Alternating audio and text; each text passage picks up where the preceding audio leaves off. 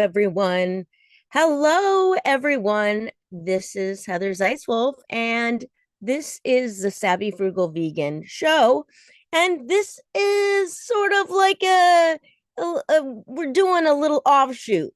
This is all about me quitting alcohol for 30 days, maybe even more. And I'm being unfiltered and just telling you kind of how it is. So this is day three. Day three. All right. Well, how do I feel? I feel fine. I wish that I had more dramatic things to tell you. Hold on a second. I've got my I thought that I've gotten that figured out how to mute my site, and it keeps doing that. I don't know what's going on.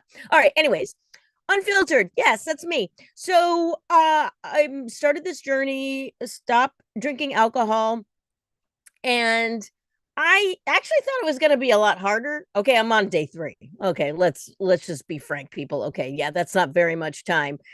I watched a bunch of videos on YouTube about stopping drinking, and I like to have an occasional drink, and especially to try to fall asleep. I've talked about that. But if you go on a cruise and part of it is you get free booze or you paid ahead, I I like to take advantage of whatever I've paid for. So, needless to say, I will partake. And, the drinks are yummy. I mean, come on, sweet and fruity. And they've got the pineapple juice. And oh my God, all the things. I love to take advantage of something that I've paid for and like get my money's worth. So, part of that is, if there's an open bar and it's free or there's drink tickets and I don't have to pay, of course I'm going to participate because it's free. Okay, but that's just a mentality that I've always had where like, oh, okay, someone else is paying. Oh, okay, sure. Yeah, I'll have a drink. Now, if I had to pay, I probably wouldn't even order the drink because I don't like to spend my money. So, but why do I make those decisions? I'm cheap for one, and I like to take advantage of, when I can get a bargain. But why not just order a Perrier or something? But it doesn't feel like you're getting your money's worth, right? Like a Perrier would cost, a certain amount. But if you got this other drink, like a Cosmopolitan, now you're taking advantage of the situation here, right? So I think part of my drinking has always been in, hey, I got to get the better end of this bargain. So I have to change that mindset. So that in itself is already one thing. One thing that has helped being a vegan is that, like, if there are like free donuts or free cupcakes or whatever, like, I'm able to say, like, oh, are those vegan? And if they're not vegan, I'm like, no, thank you. And I just boop like that. So, and I'm totally fine with it. I mean, I might be like, why don't they have any vegan options? Come on. But other than that, I'm totally fine with it. So I need to have that same kind of mindset when it comes to free booze.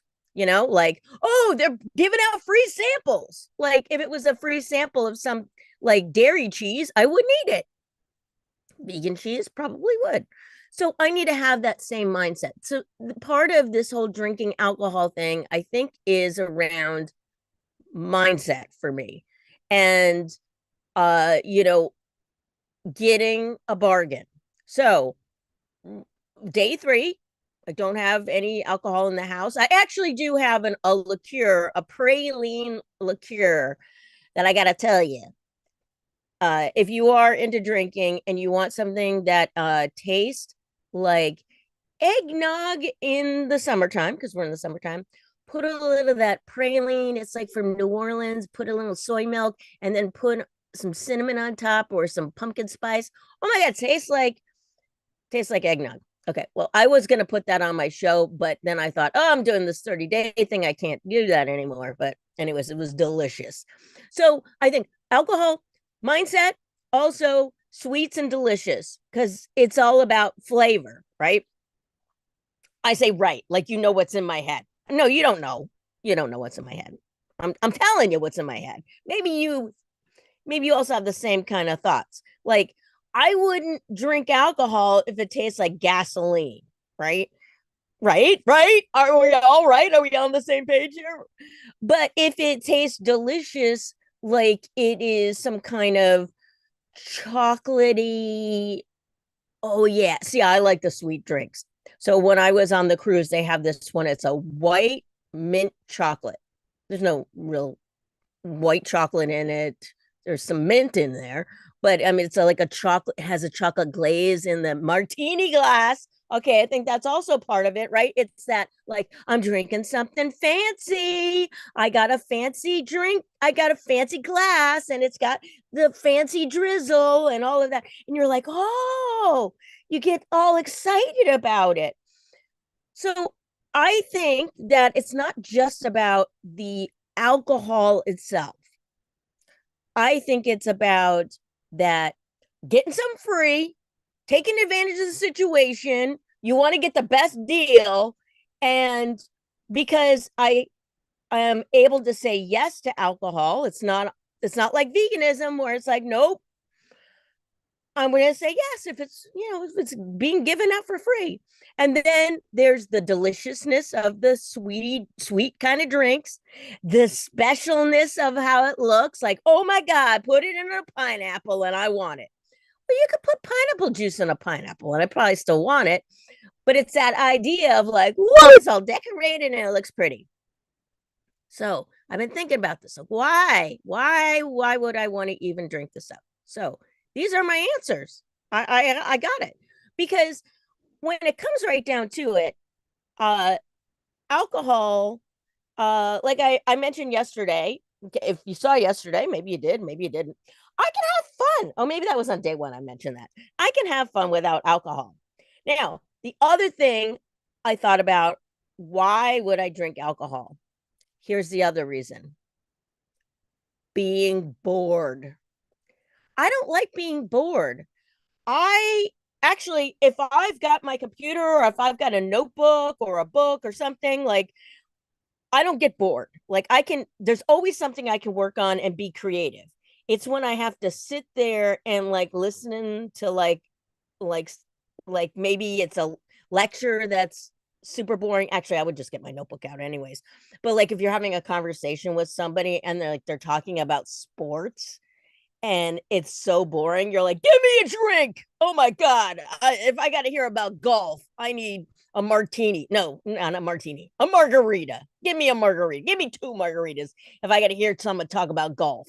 So it's boring conversation. So you go to gatherings and you're like, oh God, oh, I got to deal with these boring. Oh my God, an insurance salesman. Sorry about the people I know who sell insurance, but you know what? The topic is not that riveting.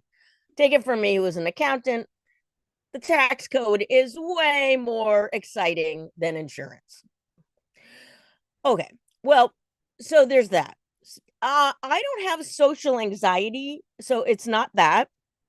Not for me. I could see where if people had social anxiety that they would totally want to have a drink to like calm their nerves and all that kind of stuff. So that's not me. But I understand if that is who you are and that's why you're like but you want to loosen up or whatever. So alcohol does help me like kind of numb my brain. So I can like stop thinking about things because one, if I'm trying to be still and my brain is like working all the time, I don't do mellow. I'm not a mellow kind of person. It kind of mellows me out. So there's that. But then when I'm bored, it kind of like it makes things a little bit more interesting. Okay. So it makes things more interesting when it's really not. And anything that can make golf more interesting, Okay, so if someone's having a conversation about golf and I can't have a drink, then we're changing the subject. I'm sorry to all those golfers out there. Unless we could talk about miniature golf, then I will have a conversation with you about that. All right. Oh, you know what's worse than golf? Baseball. Football. Oh God, please no. Okay. But I will talk about gymnastics and the fact that breakdancing is now in the Olympics That's very exciting. So, okay, those two sports I'll talk about. All right. So, a boring situation. I'm sure a lot of people drink because they're bored. Now, I don't normally have to be bored. Like there's a bazillion things I can be working on. I got a lot of ideas. I'm not bored in my brain, but if I have to have boring conversation. Okay. So, bored. Um then quieting my brain. So that's the other thing. Quieting my brain. People talk about doing meditation. That is about as boring to me as an insurance conversation. I don't do meditation. I don't enjoy it. I have tried to like meditation, but just sitting there, like my brain does not want to be still. I'm sorry. So alcohol, I think, is a way of like numbing my brain to kind of be like, hey, it's like a chill pill. I'm taking a chill pill. I just chill pill just always cracks me up because one time my mom was getting mad at me. This is like back in the 80s, and she's like, "Rah!" And I'm like, Mom, take a chill pill. And she's like, God damn it, I don't even know what that means. So she got really mad at me. But anyways, so it's kind of like I'm giving myself a chill pill. Now, I have talked to other people about like giving up alcohol, and they're like, oh, smoking pot or whatever. You can do that if you want. That's just not my thing. I don't like it. I've tried it. It makes me feel stupid. I do not like it. It's not my thing. It's definitely not my thing. So, and like the CBD oil and all that kind of stuff that you can buy just at the grocery store. I mean, that stuff's okay, but it's no. And so I just need to be okay with like being quiet with myself, I guess. And but don't suggest meditation. I don't even I've tried it. I don't like it. Okay. And like the idea of going to one of those camps where you can't talk to anybody for like a week, I definitely think that I would be finding a pair of scissors and stabbing my eyeballs out because there's no way that I could handle that. So I have to be talking, communicating, or at least mumbling to myself. Like, okay, I don't need to have another human, but I'd be talking to myself. I mean, I talk to my cat. I mean, there's no way I could be just quiet because I'd have to be like, look at that outfit over there, or like, can you believe they're making us do all this yoga or whatever it is, or God, that was the blandest food, or whatever you talk. Well, you can't talk about at one of those camps. But anyways, I just imagine that they would all make you dress alike. Like, oh, okay. Anyways, nothing against those. I know people that have gone to those camps. They love it. It is just not me. I swear to God, I would definitely poke out my eyeballs if I had to go to that camp. Okay. Ugh. All right. So alcohol. So day 3, I'm doing okay. Last night I was able to fall asleep eventually. And you know what I've discovered? It wasn't the alcohol that was helping me fall asleep because I'm going through the exact same patterns, drinking the tea. Oh, but you know what I did do last night though? See, I'm a lot more livelier today than I was yesterday. Yesterday I was like, I'm falling asleep. Okay, this is day 3, no alcohol. Okay, so I had some hot cocoa though last night.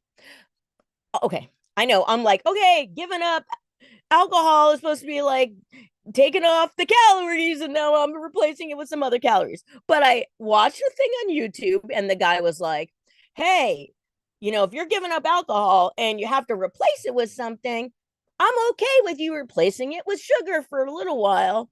And I'm like, I like you. I'm going to follow your suggestion. So I had some hot cocoa. Now I know that hot cocoa could have caffeine in it. So I had it earlier in the evening. And I had some of those vegan marshmallows, those mini marshmallows from Trader Joe's that are the Christmas mint ones that I had not opened. They're still good. They're still good. They were so good. I had like 7 of them floating on the top of my hot cocoa. And I made the hot cocoa with water, organic, free trade, all of that. Had some spice in it, so it had some cayenne pepper, so it's good for me. And cacao, that's good for me, right? It's a superfood, right? So it wasn't horrible. And so I didn't put any soy milk or any of that stuff, so I didn't have that added extra calories. So it wasn't really that bad. Okay. Better for me than a sugary alcoholic drink. So what I'm getting at is, I think for me anyways, understanding why I might drink is helping me understand how I could just say no to drinking. I think I'm doing pretty good, actually. Tonight, I'm supposed to go to a party. And so this will be the first time I will be in a party situation. But like I said, I can have fun without that. I can be loose and be all like, hey, everybody, it's a party without all that. So, you know, we'll just see how it goes. And I'll report back tomorrow, if I go to the party, if I'm not going to drink.